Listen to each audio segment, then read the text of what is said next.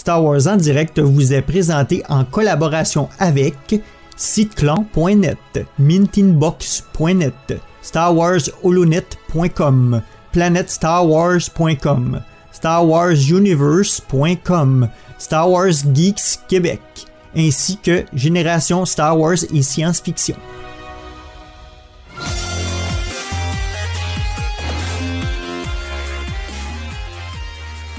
Bienvenue à Star Wars en direct, la voix du fandom Star Wars pour cette édition littérature qui sera consacrée à l'album du Dr. Aphra numéro 6 qui s'intitule L'effroyable super arme rebelle, rien de moins. Ici Francis et pour discuter de cet album, je suis accompagné de Malgus. Bonsoir Malgus. Salut Francis, salut tout le monde qui nous écoute. Et donc, en rappel, c'est notre troisième épisode de rattrapage des sorties VF. Hein, on donne un coup de main à l'équipe française, donc c'est pour ça qu'on est deux Québécois de souche à vous adresser ce soir. Mais c'est ça, c'est pas un manque de volonté de la part de l'équipe française, mais plutôt un manque de disponibilité.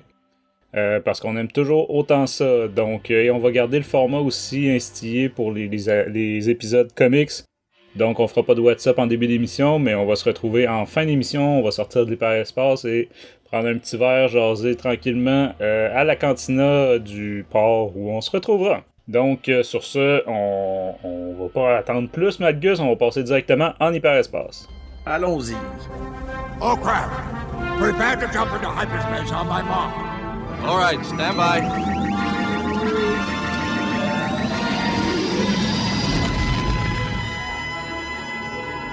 Et avant de se lancer, on va rappeler évidemment que ça va être tout à fait spoiler, divulgateur comme épisode. Les épisodes comics, on vous fait vraiment un résumé de l'histoire. Donc, si vous vouliez en faire la lecture avant, je vous invite à faire une petite pause et de revenir nous voir. Et avant de se lancer dans l'histoire, quelques données techniques. Donc, comme je disais, l'effroyable super arme rebelle, c'est un arc de 6 comics, donc un album de 112 pages à 17€ en France, donc sorti chez Panini. Celui-là se passe, et comme les autres albums ongoing de cette époque-là, donc en l'année plus 2, on est juste avant, là, dans le fond, on se rapproche de plus en plus de l'Empire contre-attaque ici. Au scénario, on a toujours Simon Spurrier, qui est vraiment toujours au scénario là, pour depuis plusieurs albums, je me souviens plus, je pense que depuis le volume 3, et il va être là jusqu'à la fin. Au dessin, on a Caspar, non viking que je n'arrive pas à prononcer, Wingard. Ouais, donc là, ça c'est lui qui fait. Mais là, on a toute une collection de dessinateurs. Donc, je vais les dire rapidement, vous n'êtes pas obligé de les retenir. Donc, c'est ça, Caspar, on va l'appeler comme ça parce que c'est plus simple. Il est là pour les flashbacks des 2 premiers numéros. Sinon, pour le dessin principal, on va dire c'est Wilton Santos, qui est là pour 4 des 5 numéros. 4 des. Ouais, c'est ça. Le numéro 1, 2, 3 et 5. Ensuite, on a Andrea Boccardo qui est là pour le 2, 3, 4 et Chris Bolson pour le 3 et 5. Et je me reprends, tantôt j'ai dit 6 numéros, mais c'est 5 numéros cet arc-là. Et toujours, comme à l'habitude sur la série Aphra, pour les couvertures, on a la délicieuse Ashley Withers qui nous pond des œuvres d'art à chaque numéro. Donc ça, c'est quand même déjà en partant. Au moins, ça part bien de ce côté-là. Je vais vous lire le synopsis rapidement. Aphra vient de mettre la main sur une relique, aussi précieuse que dangereuse. Quand les rebelles l'apprennent, ils décident d'enrôler l'archéologue de gré ou de force. Confronté à Magna Tolvan, la nouvelle recrue de la rébellion, ex-impériale et sa dernière conquête, on s'en rappellera, Aphra choisira-t-elle d'aider l'Alliance rebelle? Point d'interrogation. Et donc, pour vous faire un résumé, parce que je veux pas prendre une demi-heure là-dessus, Malgus, parce que des revirements, encore une fois, c'est du Dr. Aphra tout craché, ça revire de bord, 10 fois dans cet arc-là. Deux fois par comic, ouais. Pratiquement. Bref, c'est ça débute Ça débute dans un flashback. Je vais mentionner que c'est ça, tout au long de cet arc-là, on a des flashbacks qui nous viennent nous montrer l'enfance d'Aphra. Donc, quand elle était vraiment une toute petite fille, au début, elle était avec ses deux parents. Le père, on l'avait déjà vu dans des numéros précédents, mais en version plus âgée, là, au présent, on va dire. Donc, c'est ça, on a le droit à la version plus jeune. Donc, un père très lunatique, complètement plongé dans ses recherches, là. Dans le fond, c'est un universitaire là, pur sang. Et c'est ça, sa mère, devant un tel comportement, finit par partir avec l'enfant et l'amener vivre avec elle sur une ferme.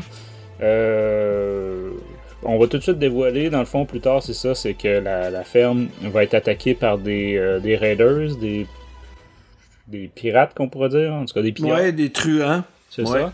Et malheureusement, la mère d'Aphra va décéder, mais c'est ça, Aphra en tire toutes sortes de leçons.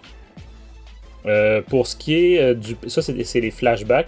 Comme je vous dis, souvent, c'est, mettons, 2 pages de flashbacks par numéro de comics. Donc, c'est ça, c'est tout au long de l'arc qu'on apprend ces histoires-là avec sa mère.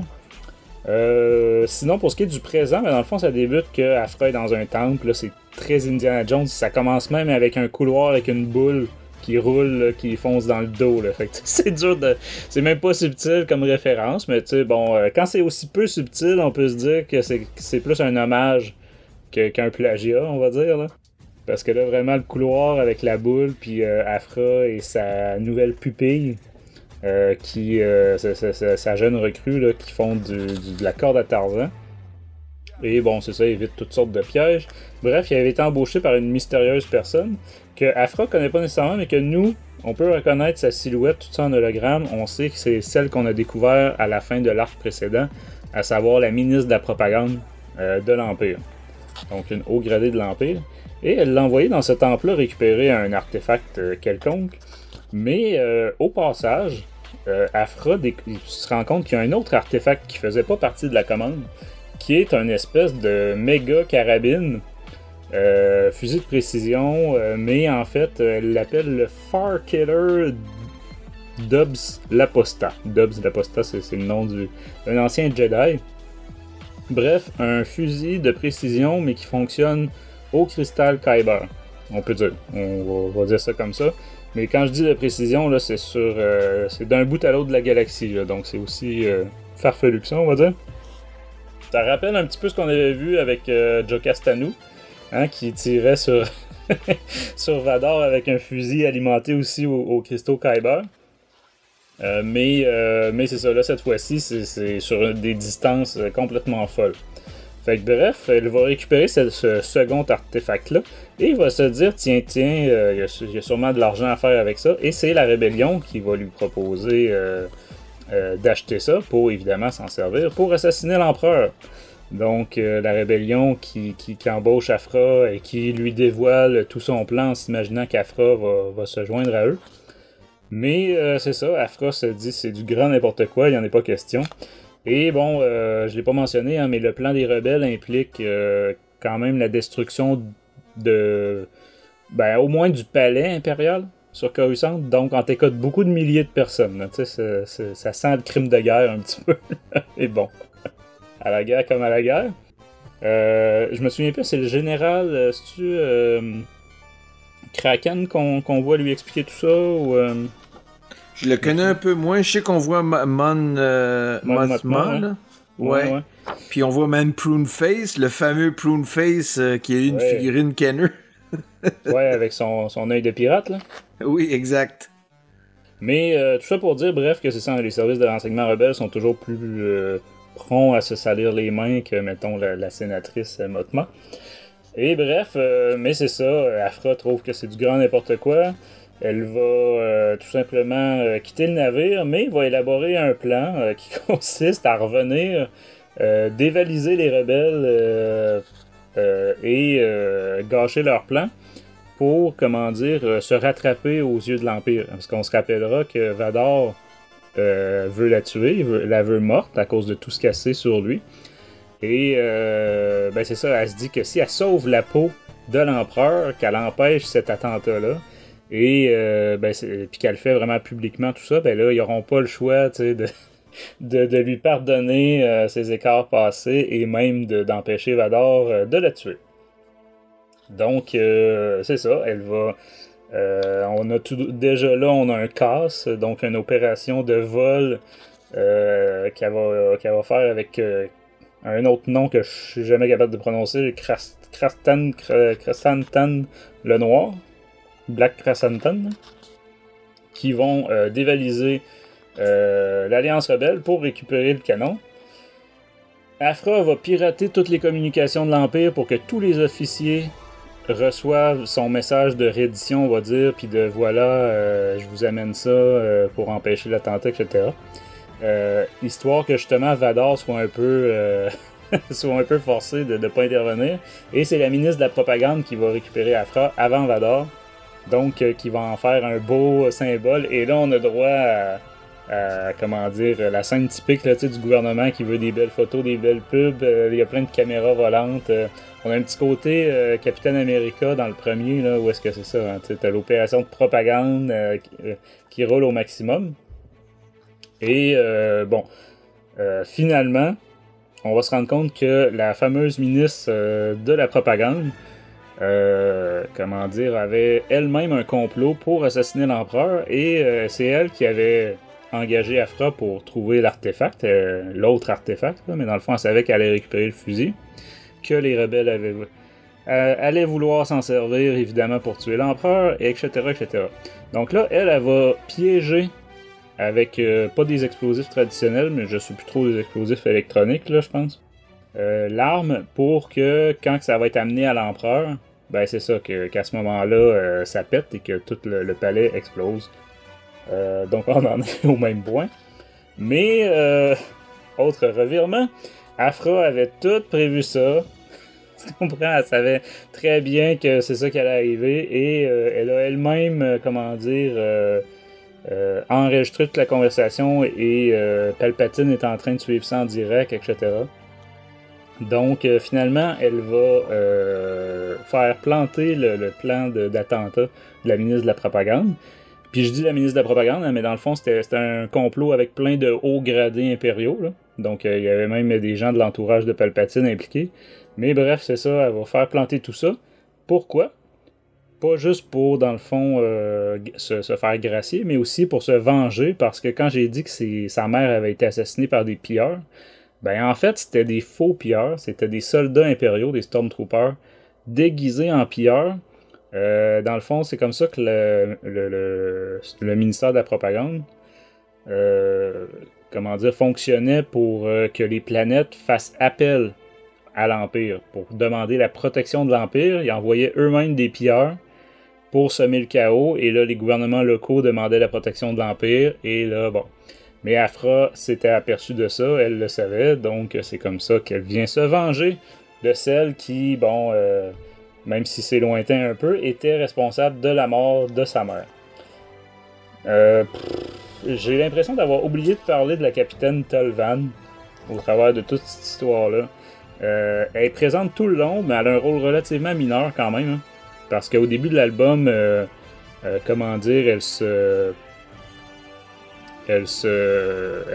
croyait qu'Aphra était morte. Dans le fond, Aphra lui avait lavé le cerveau dans l'album numéro 4, là, sur l'espèce de prison volante, là, décharge à ciel ouvert. Là. Et c'est ça, elle est rendue dans la rébellion, puis c'est ça, c'est elle qui récupère Aphra dès le début. Fait que tout le long, ils vont jouer encore une fois leur petit jeu là, de « Ah, je t'aime, mais je ne trahirai pas l'Alliance, etc. » Parce que là, maintenant, au début de la série Aphra, elle était loyale à l'Empire. Maintenant, elle est loyale à la Rébellion. Mais c'est ça, quand je vous disais revirement et tout le monde manipule tout le monde hein, dans Aphra, ben l'Alliance savait très bien qu'Aphra allait faire tout ça. Et l'Alliance rebelle avait pas l'intention non plus de détruire tout le palais parce que en fait c'est pas dans leurs mœurs. Donc Mon Mothma était au courant. C'était complètement farfelu cette histoire-là de fusil là, à longue portée au point d'être toute la galaxie. Mais dans le fond c'est ça. Eux ils savaient que en livrant Aphra et le fusil ils seraient pas suspectés puis que ça servirait à faire un attentat, etc. Mais bon, comme je disais, Aphra a tout fait planter ça. Fait que toutes les plans de tout le monde a manipulé tout le monde. Et au final, c'est Aphra qui s'en sort le mieux. Mais bon, avec tout ça, Darth Vader est maintenant au courant qu'Aphra est en vie, qu'Aphra est toujours vivante. Hein, parce que lui, il s'était fait confirmer dans l'album numéro 4 qu'elle était morte. La fameuse capitaine Tolvan, c'est ça, s'était fait laver le cerveau, et elle confirmait à Vador que Aphra était morte. Donc Vador, quand il sondait l'esprit de la militaire, ben, il se disait, elle dit la vérité. Là. Elle était convaincue de dire la vérité. Mais c'est ça, Vador qui est de retour. Et là, Aphra se prépare avec sa fameuse pupille, là, la petite fille récupérée dans l'album précédent.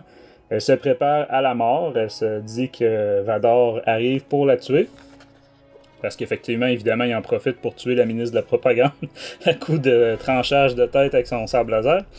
Mais finalement, Vador lui tend la main en lui disant « L'Empire a besoin de vous ». Et c'est comme ça que se termine l'album. Fait que qu'est-ce que t'as pensé de cette histoire-là, Malgus? Eh boy! Écoute, comme qu'on dit souvent ensemble à Dr. Aphra, écoute, je comprends pas. En même temps, je me dis, ok, c'est pas un personnage hyper important dans le sens, je veux pas vexer personne dans ce que je veux dire, c'est que présentement, c'est pas un personnage qui est à rumeur d'être porté à l'écran. Ce qui veut dire, c'est un personnage qui reste présentement dans l'univers du comic ou de la littérature, si je peux m'exprimer ainsi. Ouais, c'est ça, là, maintenant, elle a eu son audiodrama, là. Oui. L'année passée, fait que... mais okay. Oui, comme tu dis, on n'est pas au grand écran, ni au petit écran. Où est-ce que je veux en venir avec tout ça, c'est que je comprends pas que dans un élément de 6 comics, tu sais, je peux comprendre que tu vas vouloir lancer certains éléments pour donner soit des éléments de surprise ou de revirement à ton histoire. Mais, man, Aphra, là, comme on en parlait, c'est dur à suivre mensuellement, entre l'écart de chaque comic. On dirait que c'est comme s'ils avaient plein de bonnes idées, puis là, au lieu d'essayer d'étirer la sauce, on dirait, ok, tout est garoché, c'est dur un peu à... En tout cas, tu l'as mis même dans ton résumé pour ceux qui l'ont pas lu. En t'écoutant, je suis convaincu, ben oui, il a dit, voyons donc, tu sais, ça vire de bord. Puis en quelque part, c'est bizarre parce que toutes les idées de base sont quand même bonnes pour être mises dans une tournure de, justement, d'une aventure de Dr. Aphra. Bref, ce qui fait que moi, en tout cas, je trouve, on dirait que cet arc-là, m'a beaucoup moins marqué que le dernier que on a fait un podcast ensemble. J'ai beaucoup aimé, par contre, évidemment, l'aspect artiste, le mélange de tous les artistes. Ça, j'ai trouvé ça très intéressant. D'ailleurs, j'avais mentionné à la dernière émission d'Aphra, Caspar, pour l'annuel 2, m'avait pas plus qu'il faut attirer des yeux. Lui, c'est un type cartoony là, que j'appelle, tu sais. Ouais. Mais en tout cas, le fait des mix de tous les artistes, ça j'ai beaucoup apprécié. Puis en fait, ce que j'ai trouvé d'intéressant dans ce dark-là, c'est, comme tu parlais, le parallèle des flashbacks, qu'on a vu un peu l'historique de Aphra avec ses parents, par la suite sa mère sur une ferme, puis là par la suite l'arrivée de l'Empire, que comme tu mentionnais, qu'on apprend finalement que les truands c'était une technique de l'Empire pour qu'après, ben quand l'Empire arrivait, ils étaient perçus comme des grands sauveurs, puis les gens appuyaient finalement la cause. En fait, je te dirais que cet aspect-là était peut-être... mais pour du reste, j'ai trouvé... Écoute, puis je vais y aller. Justement, tu l'as dit à la fin, t'as pas beaucoup parlé de Magna Tolvan. Moi, il y a une phrase qui m'ont... Puis c'est drôle, hein. On dirait que c'est ce qui m'a... Je dirais que c'est l'élément déclencheur. On dirait qu'il m'a... Je t'en ai même parlé hors honte des dernières émissions. Je collectionne de Star Wars depuis que Marvel a repris la franchise. Donc c'est cool comme collectionneur d'avoir tous les comics qui ont été sortis en format original, individuel, tu sais, dans les petits emballages de plastique. Donc tu veux pas arrêter, tu sais, même des fois quand des séries vont aller un peu plus moins dans tes intérêts, tu te dis bon, je vais continuer juste pour l'aspect complétiste. Mais là, sérieusement, Dr. Aphra, là, en tout cas, puis là, la saison 2, on a parlé hors honte, là, ça va être dans des autres émissions, mais on dirait que c'est l'élément déclencheur qui m'a fait décrocher. Surtout quand on voit que Magna Tolvan et Afro, entre les deux, ils ont tenté de reprendre la phrase de Han Solo et Léa. J'ai trouvé ça vraiment pas... Comme j'ai pas compris, mais pourquoi qu'ils ont fait ça? Cette phrase-là est tellement puissante en deux personnages. Où est-ce que je trouve que c'est intéressant qu'ils l'ont repris? C'est avec le fils et le père encore dans la nouvelle trilogie de Disney, là, avec Kylo Ren et Han Solo. T'sais, ils ont repris un peu ce même jeu-là. Ça, c'est correct parce que ça reste que c'est familial. Tu sais, c'est... Ouais, mais là... là, j'ai vraiment... Écoute, j'ai trouvé ça vraiment bizarre. Pourquoi que... Puis même si je me trompe pas, là, si je me rappelle pas parfaitement de la scène, il y a même un revirement que 2 fois Afro répond « I know », donc je sais. Ouais. En tout cas, on dirait que ça... Tristement, là, moi, c'est ce qui m'a... On dirait... Ça a attaqué quelque chose de sacré pour toi. Ça a attaqué quelque chose de sacré, en effet. Mais, tu sais, bon... cela étant dit, l'histoire reste quand même une histoire intéressante à lire.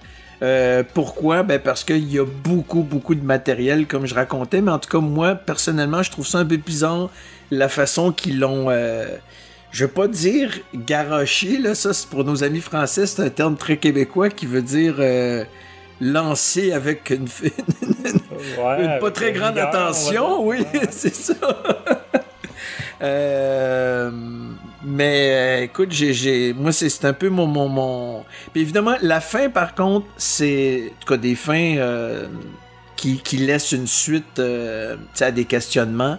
Évidemment, encore avec Vader, ben là c'est sûr que ça...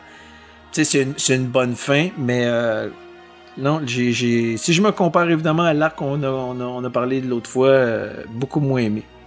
Puis toi? Ben moi j'ai trouvé que ça partait bien. Je vais parler de l'histoire parce qu'on parlera de graphisme après parce que c'est quand même comment dire particulier là, cet album-là.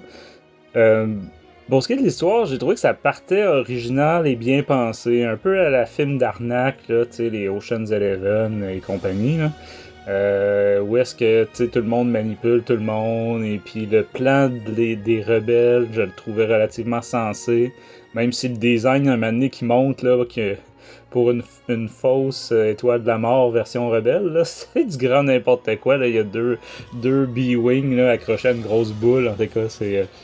Mais c'est ça, en termes de scénario, de comment élaborer cette histoire-là, j'ai trouvé ça pas mauvais. Puis qu'il y ait un complot dans les hautes sphères de l'Empire pour assassiner l'empereur. Et puis, tu sais... ils savent là, dans les hautes sphères que c'est un site pis tout ça là, qui peut lire leurs pensées pis tout ça. Fait qu'autrement dit, ça prend un complot compliqué justement pour que ça ait la moindre chance de réussir. Mais non, c'est ça. Puis bon, il y a l'aspect, on retrouve, c'est ça, la fameuse ministre de la propagande de l'arc précédent. Fait que tu sais, il y a une suite là aussi. Fait que c'est ça. Moi, c'est un peu comme si Joseph Goebbels, c'est ça, avait planifié l'assassinat d'Hitler. Ben, je sais pas si on peut dire que c'était la numéro 2 du régime, mais en tout cas, c'était quand même visiblement quelqu'un de très important dans le régime. Et puis, c'est ça. Mais bon, Afra va faire planter tout ça juste par vengeance personnelle. Puis tu sais, elle va vouloir viser celle qui a vraiment donné l'ordre, on va dire, de la mort de sa mère, même si c'était impersonnel, là, tu sais. Mais elle fait ça en empêchant la mort de l'empereur, tu sais, qui est comme la hiérarchie supérieure. Tu te dis, ouais, mais il est encore plus responsable. En tout cas, c'est... mais bon, c'est vrai, par contre, que comme ça la gracie pour ce qui est de l'Empire, tu sais... elle se retrouve vraiment à avoir empêché un attentat et de façon publique. Là, tout le monde est au courant à cause de justement qu'elle a pris elle a elle-même enregistré tout ça et diffusé tout ça. Fait que c'est ça. Mais moi, un peu comme toi, j'ai trouvé que c'était beaucoup. Surtout vers la fin. Hein. Là, ça revire de situation à toutes les 2 pages. Là, t'es obligé de relire pour comprendre qu'est-ce qui se passe. T'sais. Et puis, c'est ça. C'est un peu intense. Condensé comme histoire dans cet album-là. Moi aussi, je suis bien content par contre de la manière que ça se finit. Justement, ça nous donne l'intérêt pour la suivante. Je me suis noté aussi l'évolution qui continue du personnage. Tu sais, dans le fond, on l'a dit la dernière fois, elle devient un peu moins égoïste. Dans le fond, elle prend sous son aile celle qu'on va appeler dans cet album-là sa pupille. Là. Et dans celui-là, on a l'impression que c'est un peu une mère indigne. Dans le sens qu'elle la met en danger, mais elle la protège en même temps. Là, puis elle est dure avec elle, mais histoire qu'elle apprenne. Mais au final, elle est quand même très protectrice avec elle. Fait que il y a quand même cet aspect-là. Puis elle lui fait... souvent, dans le fond, on découvre les pensées d'Afra, puis sa morale, puis tout ça, par cette relation-là, parce qu'elle lui explique, non, tu sais, dans la vie, tout le monde va trahir tout le monde, et puis il faut que tu penses à toi avant tout, etc., etc. Fait que, évidemment, la morale d'Afra.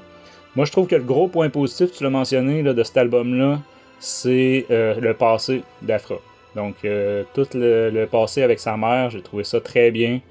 Comme tu dis, ça faisait un parallèle justement avec la petite fille Vulanda. Là, c'est ça. Ça rapportait toujours Afra qui, probablement comme tu l'avais même mentionné aux dernières émissions, que Afra voyait Vulanda étant elle petite, puis en tout cas l'objet maternel embarque par-dessus. Là. Ouais, puis ça vient nous expliquer pourquoi elle a un conflit aussi avec son père. Ça remonte au deuxième album, je pense que son père débarquait, là. Il avait comme suspendu son doctorat, là. Fait que, non, c'est ça. J'ai quand même bien aimé cet aspect-là. Et puis, il y a d'ailleurs une des 5 couvertures que c'est avec sa mère, là. C'est vraiment de toute beauté. C'est ça. Fait que, trop condensé quand même comme histoire. Un peu trop...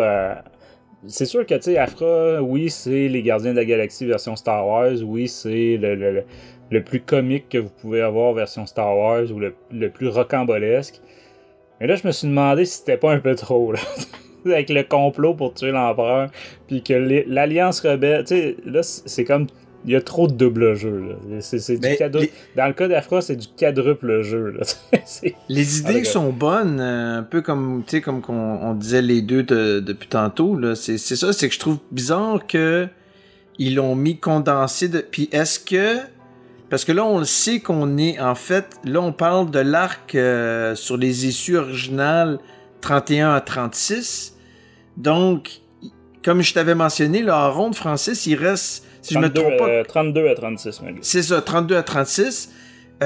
Donc, il reste 37, 38, 39, 40, 4 numéros par la suite pour terminer la première saison, si on peut appeler ça ainsi, là, de Dr. Afra. Donc, est-ce que c'est pour cette raison-là que ils avaient peut-être tout lancé plein d'idées, tu sais, dans les brainstorming de leur réunion, puis peut-être que c'était des idées, je sais pas, qu'ils ont... En tout cas, bref. Ouais, ben tu sais, c'est sûr qu'il a dû avoir aussi, il faut terminer d'une façon où est-ce qu'on puisse faire une transition de quelques numéros vers la saison 2, comme tu dis, là, la série suivante. Fait que ça, effectivement, le prochain arc va faire ça un peu. Mais c'est ça. Tu sais, déjà dans la série Darth Vader, où on a découvert Afra rencontrait l'empereur, et puis l'empereur la poignardait dans le dos, entre guillemets, dans le fond... Même si elle lui avait livré tous les secrets de Vador, lui, il disait à Vador, fais-en ce que tu veux. Là, il savait très bien qu'elle allait la tuer. Et là, elle se retrouve encore une fois à jouer dans la cour, au niveau impérial, au niveau du sommet de la pyramide galactique, complètement. Fait, c'est ça, je trouve que c'est peut-être un petit peu trop. Moi, j'aime bien suivre Afra dans ses histoires à part, dans son petit monde à part. Là, c'est ça. Là, j'ai trouvé que c'était trop. Sinon, ça devient farfelu. Ben là, ça l'est toujours. On se rappellera qu'on avait un droïde d'improbabilité dans je sais plus quel numéro. Là, donc, une vieille joke, probablement un hommage au guide galactique, là, Hitchhiker. Là.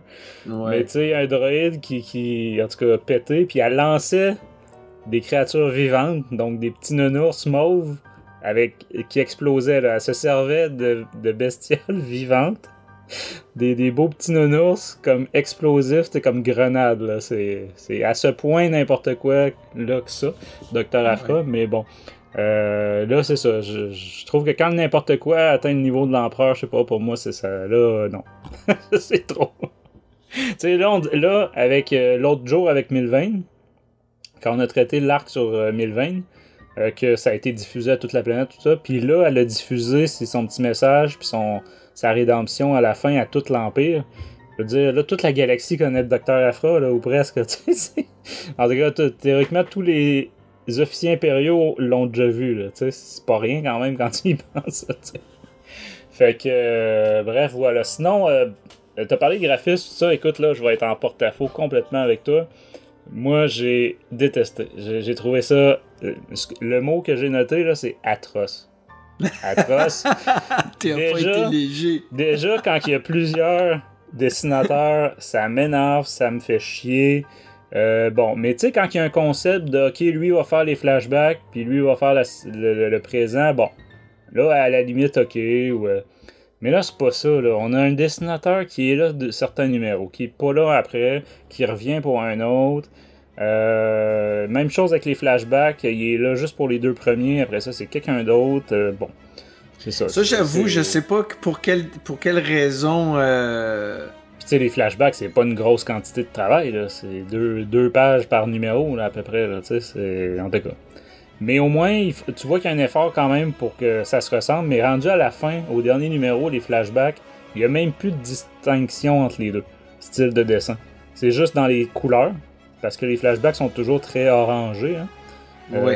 Mais à part la couleur, là, c'est le même style de dessin, même pour les flashbacks, il n'y a plus aucune différence entre les deux. Et puis, parlant des couleurs aussi, là, moi, c'est le mix en fait des deux. J'ai bien aimé les flashbacks, mais le reste, là, j'ai trouvé ça atroce, à la fois le dessin, mais aussi la colorisation. Moi, ça me donne l'impression de lire des vieux archis dans les années 80. Début 90, là, tu vois de quoi je parle, là, les gros jumbo, là, des couleurs pastel, on dirait que ça a été fait au crayon de bois. Ben, là. tu vois, oui, ben ça, moi, en tout cas, je sais pas. Mais je pense qu'on aime ou on n'aime pas, là. J'avais associé ça à Jaspar au annuel, mais en fait, c'est pas lui qui... Mais écoute, oui, t'as raison, c'est un style qu'il faut... C'est ça, c'est plus pastel, là. Un style qu'on avait vu dans la série L'Âge de la République, de la Rébellion, les fameux one-shot à répétition, là, c'était celui de Wedge Antilles, puis de... voyons, celui qui se fait tuer, là, qui va être remplacé par Luke, en tout cas, le Red 5 précédent, là. Mais bref, ils vont en vacances dans un resort là, galactique. Ok, ouais. Avec ça, c'était autant débile que c'était laid. Bon, là, cette fois-ci, c'est... Tu sais, puis moi, ça m'a vraiment gâché ma lecture de cet album-là. C'est à ce point-là, j'ai vraiment détesté ce style-là. J'ai souvent bâché Salvador Larroca, que j'haïssais ses visages, puis tout ça, son style photoréaliste, là, comme ils disent. Mais là, c'est pas du tout le même style, puis c'est pire. Là, vraiment, ça me gâchait ma lecture. C'était à ce point-là, je trouvais ça laid. Bon, il y a plusieurs dessinateurs, là, mais le mix de tout ça, là, j'ai vraiment détesté. Je pense qu'il y en a 5 au total. Ouais, c'est ça. Ouais. Puis, voilà. Fait que quand c'est rendu que t'arrives pas à apprécier l'histoire parce que visuellement, c'est laid, ben c'est ça. C'est dommage, là, mais voilà. Et moi, je trouve que c'est digne de BD du journal. Puis honnêtement, ça fait longtemps que j'ai pas ouvert un journal papier, là, version papier. Je sais pas s'il y a encore des BD là, dans les journaux comme avant. Mais je trouve que c'est de ce niveau-là, là, en termes de pas travailler. Puis bon, voilà. Mais je sais qu'il y en a qui ont dit qu'ils avaient beaucoup aimé. Fait que, tu sais, je crois que c'est très clivant là, comme style, là, soit t'aimes ou t'aimes pas. Par contre, on l'a mentionné hein, pour les couvertures, écoute, c'est l'inverse. C'est ce que j'allais dire, Ashley Witter. C'est d'autant plus frustrant, dans le sens que t'achètes ça, tu te dis waouh, mais c'est une vraie œuvre d'art, puis là, puis tu te dis, voyons, c'est quoi, là, ils ont vomi dans l'album ou. Puis même chose comme toi, là, moi, ma favorite, c'est Afro avec sa mère. D'ailleurs, je comprends pas pourquoi. En fait, les deux, on disait, toi, t'avais aimé aussi celle avec. Quand il est enligné là, en costume impériaux. Ouais. Il y a je pense que c'est l'album le numéro 4 de la série ou 5. Oui. Elle est en costume impérial, d'officier impérial, avec la petite casquette, tout ça, au travers de plein d'autres impériaux. sais, en rang, là, comme on dit, et elle fait un petit clin d'œil, là, puis c'est Aphra, tu sais, juste ça, là. En fait, je comprends pas que Panini ait mis ça à l'endo au lieu de mettre ça en couverture. En fait, même celui que Panini a choisi, je trouve que c'est le pire des 5. Mais ça, écoute, c'est une question de goût personnel, là. Mais dans le fond, celui-là dont tu parles, là, c'est vraiment digne d'une affiche, là. C'est vraiment Ashley Withers, je trouve que j'espère qu'on va continuer de l'avoir.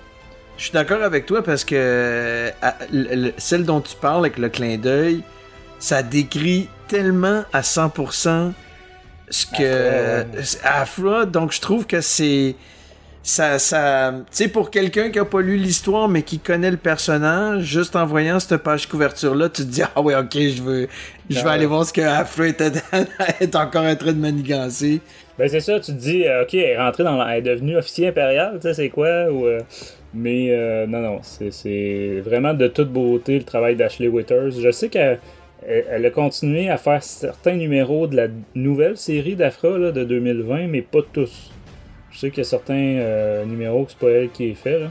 Puis comme tu as dit, celui avec sa mère aussi, là, avec les Raiders, justement, là, les pilleurs là, qui arrivent en motocyclette. Puis, moi, celle-là, je l'aime beaucoup, mais... Ouais, autant l'intérieur des albums, j'ai trouvé ça laid, ben, autant l'extérieur, on va dire, était agréable. Fait que moi, c'est ça. Pour moi, c'est un beau gâchis graphique, parce que sinon, juste avec un dessinateur qui aurait fait le tout, je crois que l'histoire, ça aurait mérité quand même une pas si mauvaise note, là. Mais c'est ça. Moi, ça m'a gâché ma lecture. Ouais. Pour une histoire qui était digne d'intérêt quand même. T'sais, même si on l'a dit, c'était tiré par les cheveux, mais fois 1000. Mais tu sais, c'est la marque de commerce de cette série-là aussi. Là. Fait que, moi, j'ai l'impression qu'avec la série Dr. Aphra, je sais pas ce que t'en penses, j'ai l'impression qu'ils font des tests, qu'ils font des essais. Autant au niveau artiste que concept de scénario, tout ça. Tu sais, jusqu'à où on peut aller dans Star Wars, tu sais, ils se disent on va tester ça dans Dr. Aphra. J'ai souvent l'impression que c'est ça, c'est une série de tests là, pour nous passer des concepts. C'est pas fou ce que tu mentionnes, parce que ça pourrait autant scénario que tentative, tu sais, comme je disais plus tôt dans l'émission, tu sais, comme je sais pas pour quelle raison qu'ils ont décidé d'y aller comme ça là, avec 5 artistes dans une série de 6 comics. Mais comme tu dis, c'est peut-être des tentatives, puis même un peu comme on vient de parler, le scénario qui saute du coq à l'âne, ça pourrait être une tentative de voir aussi comment que les fans vont réagir à ça, là, tu sais, c'est... Ouais, pis tu sais, comment dire, c'est qu'ils ont pas bâti quelque chose du début à la fin de la série Dr. Aphra, tu sais, il y avait pas nécessairement un grand plan, là, tu sais, c'est pas comme la série Star Wars, tu le sais que t'es au lendemain d'un nouvel espoir, puis que ça va finir à la veille de l'Empire contre-attaque, tu sais, fait que t'as des repères puis tout ça. Aphra, c'est un nouveau personnage qui évolue en marge du reste de Star Wars. Fait qu'il aurait fallu qu'il y ait un quelconque fil conducteur ou quelque chose. Mais là, ça a été, comme tu dis, ça part dans tous les sens d'un album à l'autre. Et puis on peut même pas dire aux gens, ben au pire, achetez pas celui-là. Lisez pas celui-là. Parce que honnêtement, si t'en lis pas un, là, déjà que c'est dur de suivre Aphra. Si en plus tu manques un épisode, là, mais pratiquement tout est relié en fait. C'est ça qui est. Autant que c'est du coq à l'âne, tout finalement, à bout de ligne, va se relier à un moment donné ou à un autre. Oui, parce qu'on a des références, comme je disais, avec le père, c'était dans les premiers albums. Dès le premier, je pense. Dès le premier album. Ouais. Après ça, t'as Magna Tolvan aussi, là, qui est là depuis. Qui est arrivé assez tôt. Fait que le Wookiee noir aussi, là, qu'on suit depuis la série Vador. Et comme qu'on dit, il y a tellement souvent de revirements. Si tu manques un comic, tu vois, là, tu revois Magna Tolvan. Là, si t'as manqué des comics, là, tu dis, ben là, non seulement qu'elle est plus sa copine, et puis pour l'Empire, elle est rendue pour les rebelles. Donc, ouais, puis je l'ai pas mentionné, hein, mais elle aussi a joué le jeu, le double jeu. Dans le fond, elle avait été avisée par les renseignements rebelles qu'Aphra avait survécu, fait qu'elle savait, elle jouait la comédie, puis elle faisait exprès, elle l'avait laissé s'évader, on va dire, ou voler le canon Donc, tu sais, quand je disais tout le monde joue un double jeu dans cet album-là, là, c'est incroyable. Mais en tout cas, sinon, Malgus, si je te demandais quelle note tu donnerais sur 20 à cet album-là?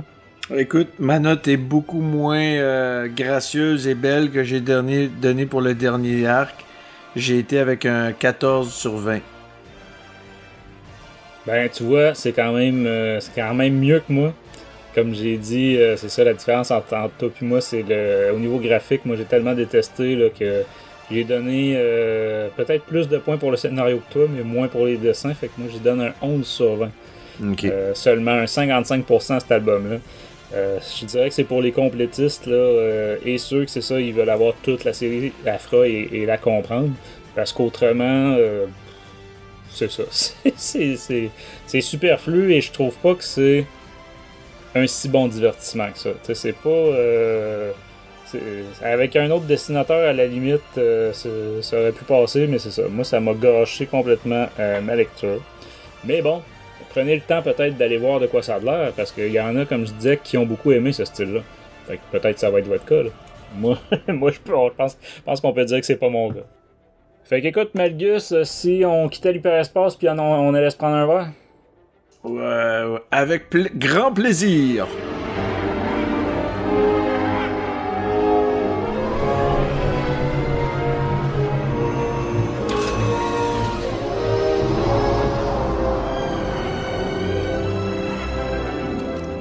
Bon, enfin arrivé à la cantina, Malgus, il commençait à faire soif. Commençait à faire soif pas mal. Puis, quoi de neuf dans ta passion Star Wars ces temps-ci, Malgus? En fait, moi, je te dirais, Star Wars, récemment, c'est un peu, pas sur pause, là, mais, tu sais, comme j'ai mentionné plus tôt dans l'émission, j'ai malheureusement arrêté de collectionner la série d'Afra. Je pense que le dernier que j'ai acheté, c'est le numéro 7. Donc je te dirais présentement là, dans mes bandes dessinées, je suis plus concentré dans le X-Men, dans la série Dawn of X. Là, je les achète en paperback. Sinon, ben écoute, j'ai comme tous, j'ai entendu les annonces de ce qui s'en vient. On a parlé à la dernière émission. Donc je pense qu'on a une longue pause avant de revoir du Star Wars sur grand écran, mais il va y avoir l'arrivée de Bad Batch là, cet automne, si je me trompe pas. Non, avant ça. C'est avant? Bad Batch, je pense que ça va être cet hiver. OK. On n'a pas de date officielle, mais ça sent un peu comme The Clone Wars l'an passé. Là. Fait que, OK. Donc ça serait quelque part à l'arrivée du printemps d'abord. Ça, je disais automne, ça serait plus visible du printemps. Donc, c'est ça. Sinon, puis j'ai quand même une coupe de... aussi en gros hardcover là, du Batman, la série de Walking Dead. Fait que j'ai pas mal de lectures en ce temps de confinement, malgré que je continue le télétravail. Là, donc, c'est cela. Puis toi, Francis? Ben moi, dernièrement, je suis sur du travail manuel un peu, même si on continue le Star Wars en direct, évidemment, puis du Star Wars 101. D'ailleurs, je peux vous dire qu'il va être question de comics bientôt. Je sais pas à quelle date cette émission-là va être publiée, mais bref, ça va peut-être être déjà le cas. Sinon, je suis sur du travail manuel un peu là, ces jours-ci. Moi et ma blonde, on s'était commandé un casque de Captain Rex en impression 3D. Bon, évidemment, ça vient en petits morceaux qu'il faut assembler. Hein. C'est pas comme acheter un Black Series. Mais c'est ça, je pense que c'est 18 morceaux, juste la coquille, on va dire, le casque en lui-même, sans parler de... Évidemment, Rex, là, il y a une antenne sur le côté, bon, il y a toutes les pièces noires, là, aussi, après le casque, et visière, puis tout ça. Mais quand même, c'est ça, on est dans du découpage, là, pas de l'exacto, mais du scalpel, là, pour... puis réussir à coller tout ça pour en faire de quoi de beau. Sinon, après, on va être rendu à sabler tout ça, puis la peinture, et puis... Fait que moi, j'étais un gars quand même assez manuel dans la vie, j'aime ça, ça me détend. Faire un peu de travail manuel, fait que... puis j'avais retardé ça, j'avais acheté ça il y a un certain temps déjà, mais on a fait des travaux dans la maison assez importants. À la fin de l'automne, début de l'hiver. Fait que dans le fond, ça avait été retardé parce que justement, les travaux, c'était dans mon atelier. Fait que je me disais, je peux pas me lancer dans un projet comme ça, là, parce qu'il a fallu que je vide complètement mon atelier de 100%. Puis tu sais, tu t'en rends pas compte, hein, les gens qui sont propriétaires puis qui ont un atelier chez eux, là, s'ils le savent, tu t'en rends pas compte, mais t'accumules de la cochonnerie. Des outils, là, tu sais, puis toutes sortes de retails, de cossins que t'as fait par le passé, en tout cas. J'en ai rempli des bacs à vidange, je te le dis. Mais ouais, c'est vrai que je suis pas mal là-dessus ces temps-ci. Là. Je sais pas si par après, je vais voir si je suis bien écœuré de travailler ça. Quand j'aurai fini le casque, je verrai si je m'attaque au reste du costume, on va dire. Là. Parce que peut-être après faire les deux fusils puis son armure. Mais on va commencer par le casque. Et en plus, c'est un personnage que, c'est ça, je serais quand même intéressé à personnifier, dans le sens que moi aussi, je suis en télétravail, Malgus, depuis le mois de mars, là, depuis le début de la crise. Et puis, j'ai pris du poids, écoute, là, fait que c'est ça, je pourrais faire un Rex version Rebels. Je deviendrais pas pire. Juste la bedaine, en tout cas, est déjà ressemblante. Fait que, tu sais, c'est quand même pas pire. J'ai un bon point de départ. Mais sinon, écoute, j'étais curieux de te demander parce que tu vois, moi je me suis tapé aussi l'audiobook de Light of the Jedi, donc le premier roman de la nouvelle ère de Star Wars, là, de la Haute République. Je me demandais, t'étais-tu intéressé à tout ce projet-là, les différents livres, comics? Je pense que le premier numéro de la nouvelle série est sorti, là. T'as-tu été voir ça? Oui, ben en fait, je l'ai pas ramassé encore. Puis là, évidemment, avec la fermeture des comics shop, je pourrais probablement pas le ramasser avant la réouverture, là, qui risque d'être seulement en début du mois de février. Puis je sais que mon ami Ray au Crossover Comics, là, il m'en parlait, là, lui, en tout cas, de ce qu'il avait lu. Tout le monde en parlait là, de ce comic-là, du High Republic. Là, ça a l'air c'était la grosse... c'est le gros sujet sur les lèvres des fans. Donc évidemment, oui, j'attends avec impatience. Là, mais tu vois, toi, l'audiobook, je sais pas si je vais aller jusqu'à là. Mais c'est certain que oui, la série en comic, là, ça, je vais la lire sans faute. Là.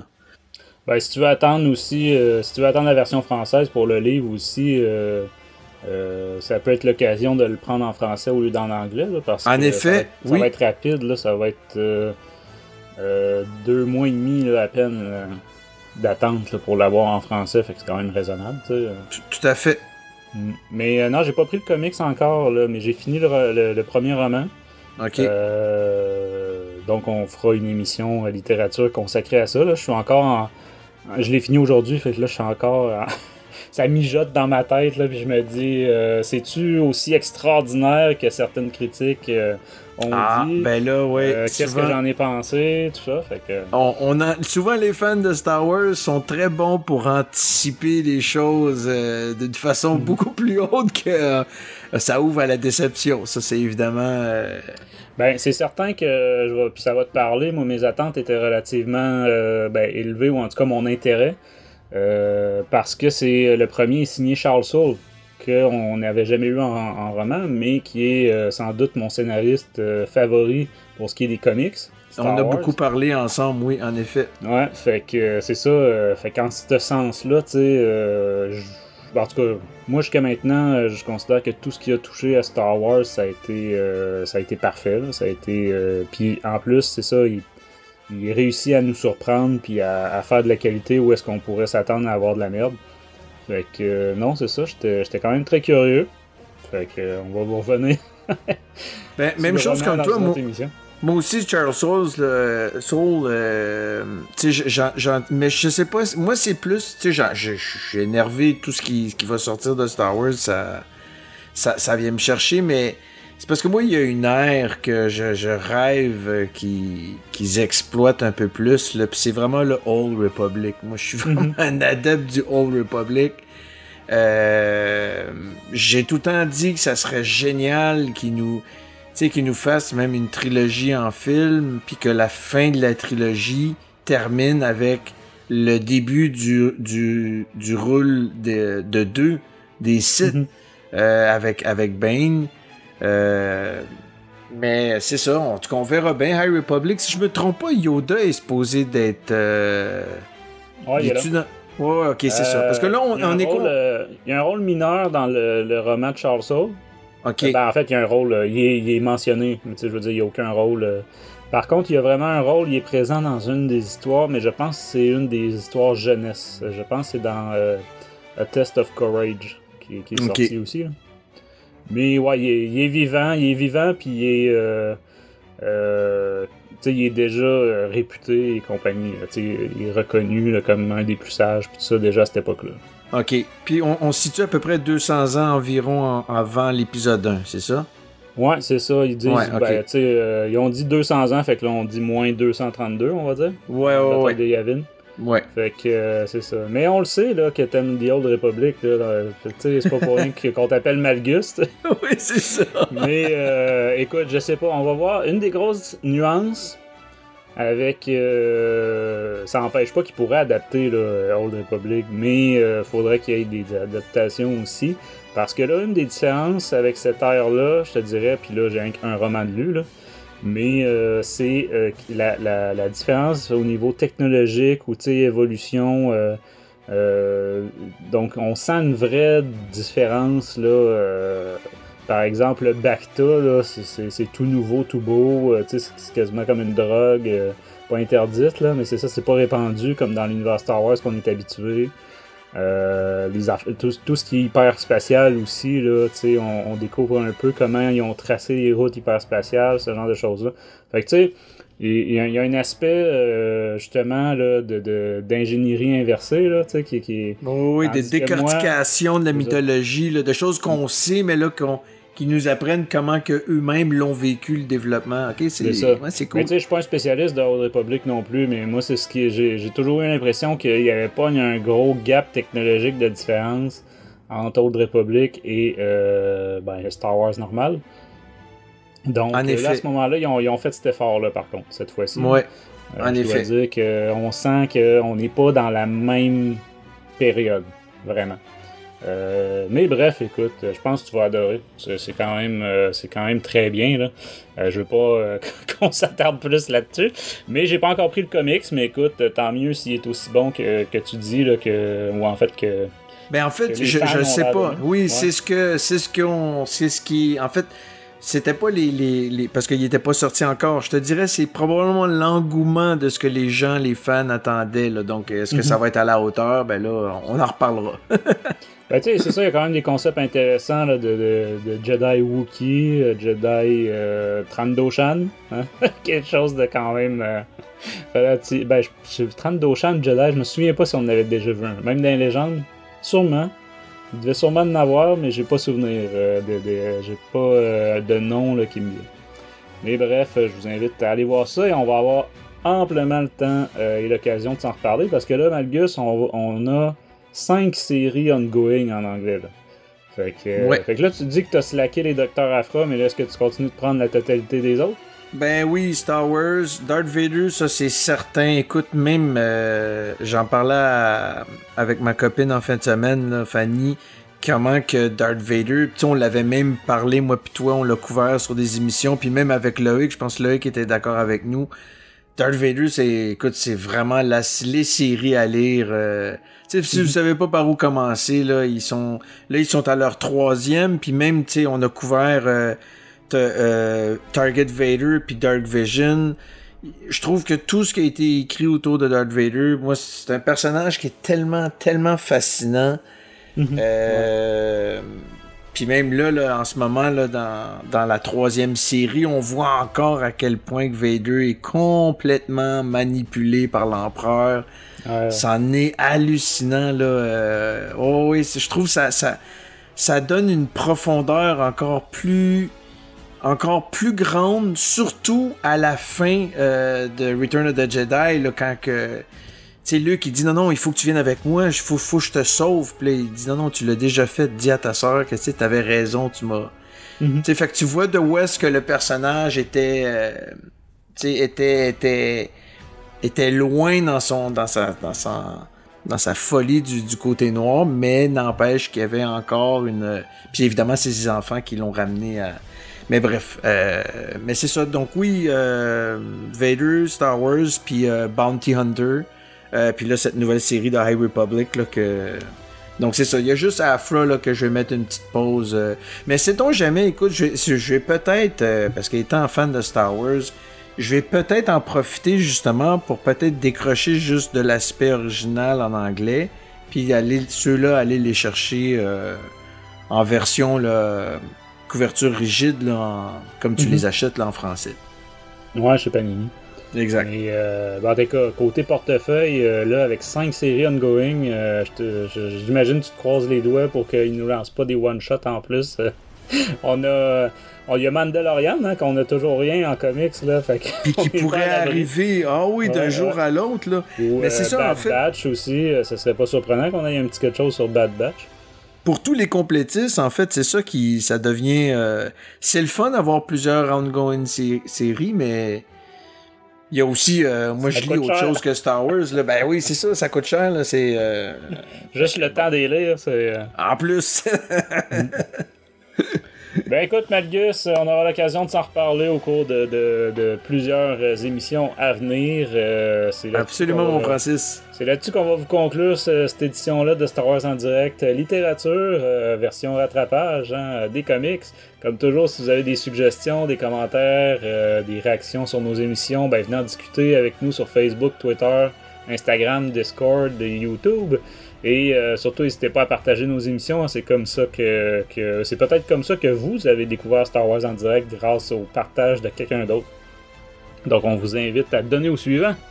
De la part de toute l'équipe, merci d'avoir été à l'écoute de Star Wars en direct, la voix du fandom Star Wars. Et que la force soit avec vous.